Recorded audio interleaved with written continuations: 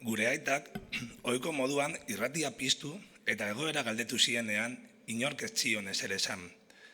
Baina salamerua zen eta segitiguan atera zion Leoni egoera. Bazekien hitz egiten, hortze bukatu zen haien mendekua. Baina, dena esan behar bada, itxasgizon jaioa zen. Behin, Frentzako kostan barku bati olatu handi batek jo eta zubia desegin zion. Zubia eta patroia desegertu egin ziren itsasoan.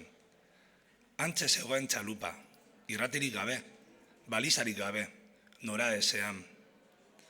Zuen aitak arkitu zuen ontzia eta bizua eman ziren salbamendukoei, aitortu zuen Pakok. Irratiaren kontu horrekin, txikitako horitzapen bat hartu nuen gomutan. Aitak bazuen gurekin jolas bat. Irratiz deitzen zuen eta esaten zigun zenbat arrain harrapatu zuen. Mundu guztiak entzuteko moduan, bata bestea entzuten egoten ziren eta lemasainak itsasoan. Aitak klabe bat erabiltzen zuen. Berak eta guk soilik genekien klabe hori. Erraza zen. Esate baterako, hitz hauek idazten zituen paperean. Fidel Castro.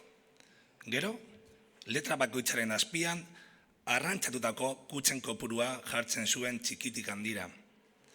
F letraren azpian, 1000 kutsa jartzen zuen. I letraren azpian, 1100. D letraren azpian, 1200. Eta horrelase, O letrako 2000 kutsatara ailegatu arte. Aita, nola doa marea galdetu eta berak horio esaten bazuen, zelako posa hartzen genuen nebarrebok. 2000 kutsa arrainekin bete-betea zetorren barkua.